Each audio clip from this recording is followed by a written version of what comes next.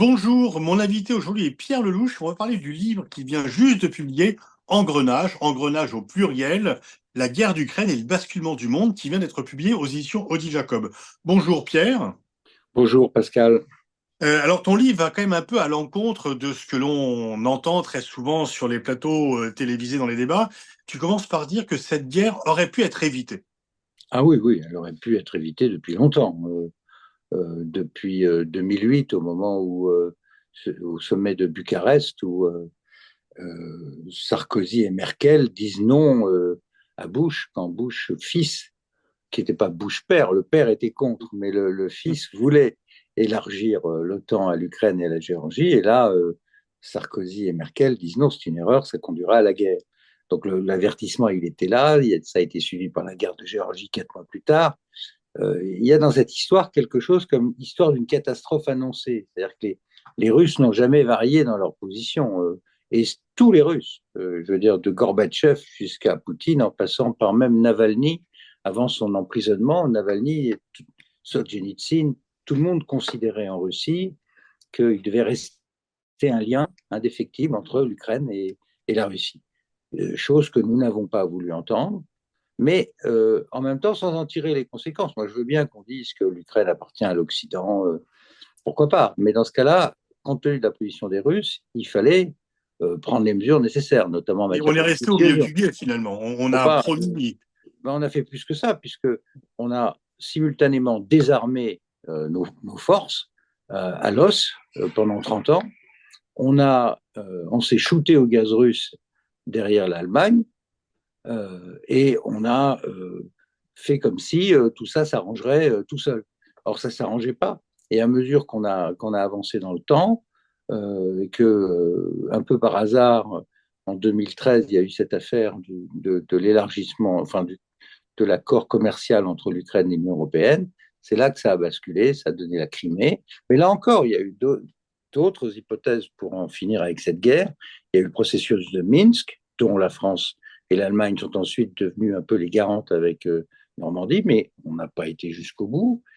Il y a eu les dernières tentatives russes juste avant l'invasion d'un accord de neutralité de l'Ukraine qui a été retoqué par les Américains, silence des Européens. Et puis, il y a eu, après le début de la guerre, des négociations entre Russes et Ukrainiens pour mettre fin à la guerre. Mais là aussi, ça a été sabordé pour différentes raisons. D'une part, parce que Boris Johnson a tout fait pour torpiller l'accord qui était en négociation.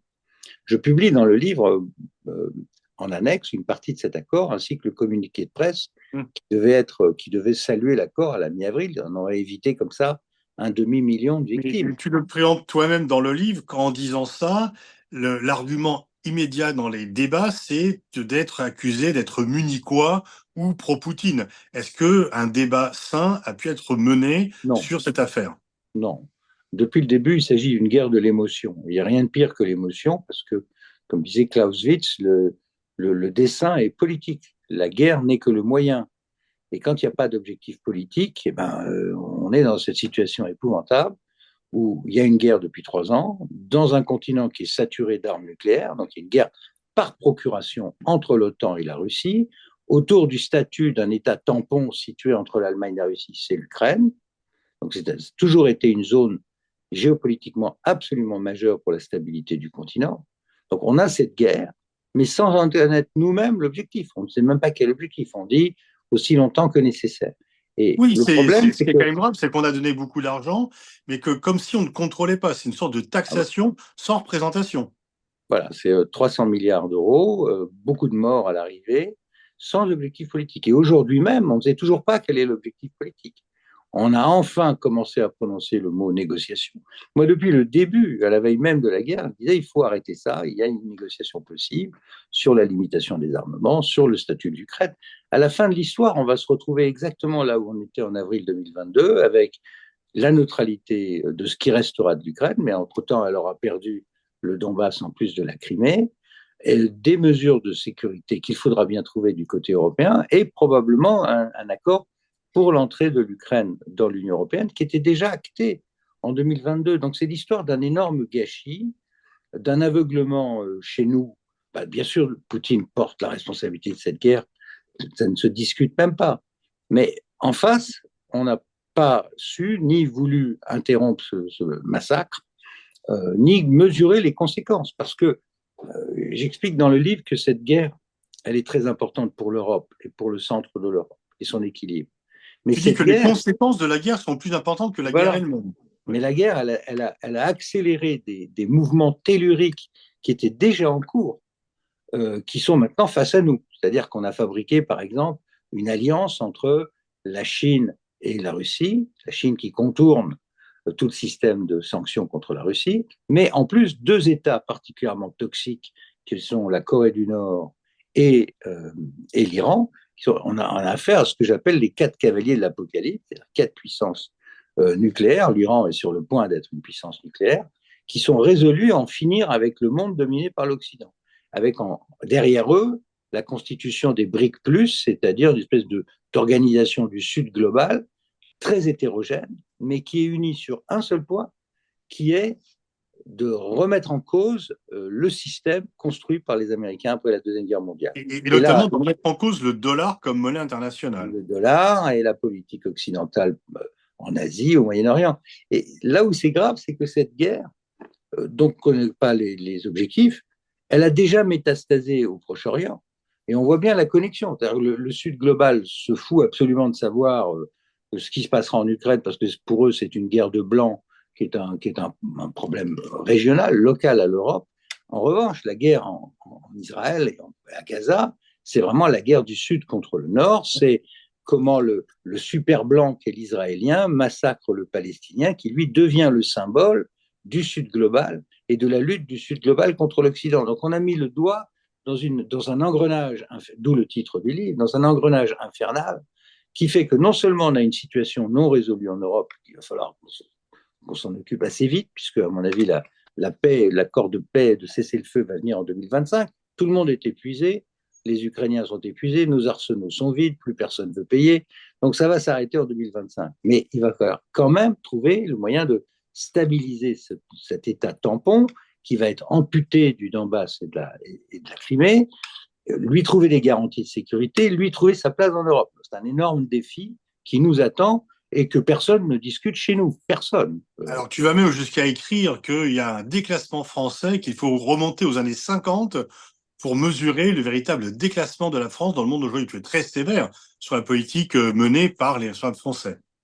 Je pense que tu seras du même avis en réalité, parce que si on regarde le bilan en Afrique, au Moyen-Orient, en Europe même, à l'intérieur de l'Union, la façon dont notre voix est entendue ou plus du tout entendue, voir l'affaire du commissaire nommé puis dénommé sous l'influence de Madame van der Leyen. On est dans un système où la voix de la France, malheureusement, s'est singulièrement affaiblie. Quand on regarde les chiffres du budget et les chiffres du commerce extérieur, voilà, c'est aussi important qu'une force nucléaire. Aujourd'hui, les marchés dictent la crédibilité d'un pays. Nous sommes en train de perdre notre crédibilité gravement avec une défense qui est minuscule, quoi qu'en dise Monsieur Lecornu, que j'aime beaucoup par ailleurs, il fait ce qu'il peut, mais enfin, très franchement, on reste à une armée qui est bonsaï, dans une situation où la guerre est là en Europe, où il y a des pressions. Quand quand on pense que l'Iran possède 3000 missiles balistiques, dont certains ont 4000 km de portée, mais qui possède ce genre de missiles aujourd'hui en Europe? Et qu'est-ce qui se passe si demain ces missiles se retrouvaient de l'autre côté de la Méditerranée? Voilà les problèmes qui sont devant nous, ils sont considérables. Il faut remettre à niveau notre économie, il faut remettre notre défense à niveau et il faut stabiliser l'Europe. Ce sont des défis considérables pour les années qui viennent. Tu ne peux pas être considéré comme anti-atlantiste. Pendant toutes les années de guerre froide, tu as quand même prôné des thèses de solidarité atlantique. Et là, tu prends un peu tes distances et tu penses quand même que la France finalement a pris un virage un peu trop atlantiste et européen qui limite ses capacités d'action. Moi, j'ai toujours été gaulliste. Comme le général de Gaulle, pendant la crise de Cuba ou de Berlin, quand l'intérêt national, c'était d'avoir les Américains avec nous, j'étais avec les Américains. Quand il s'est agi, par exemple, d'empêcher la neutralisation de l'Allemagne au moment des euromissiles, j'étais en faveur du déploiement des euromissiles. Mais là, on n'est plus dans ce monde-là. On est dans un monde où, en réalité, c'est les Américains qui décident, c'est le cas dans cette guerre, et où nous suivons. on est dans une attitude parfaitement suiviste, faute de moyens et faute aussi de caractère. Je développe notamment sur le dossier des sanctions qui sont devenues un mécanisme habituel de politique étrangère américaine, comment nous sommes, nous, les objets, les véhicules de ces sanctions, on subit. J'étais député à l'époque, c'est moi qui ai lancé le Oui, tu as débat. fait un rapport remarqué sur Voilà. l'aviation extraterritoriale. Voilà, ben, on retrouve la même chose aujourd'hui. Donc on est complètement dans la roue des Américains sur le système des sanctions, on est dans la roue s'agissant de la stratégie militaire à adopter en Ukraine, et là on voit bien que tout va se décider à la présidentielle américaine. Selon que Hmm. ce soit Trump ou Harris, la guerre va s'arrêter, mais va s'arrêter plus ou moins rapidement, et nous suivrons parce qu'on n'a pas vraiment d'idée originale ni de puissance sur cette affaire, on se contente de suivre. Et ça, Merci. c'est pas bon Oui. du tout. Ouais. Merci Pierre. Je renvoie donc à la lecture de ton livre Engrenage qui vient d'être paru de Odile Jacob. C'est à la fois un livre très documenté qui va vraiment à contre-courant de ce que l'on entend habituellement, mais qui est aussi finalement un appel, une sorte de wake-up call, d'un appel un peu à se réveiller, à sortir de l'insomnie stratégique. Merci Pierre. Merci, Pascal.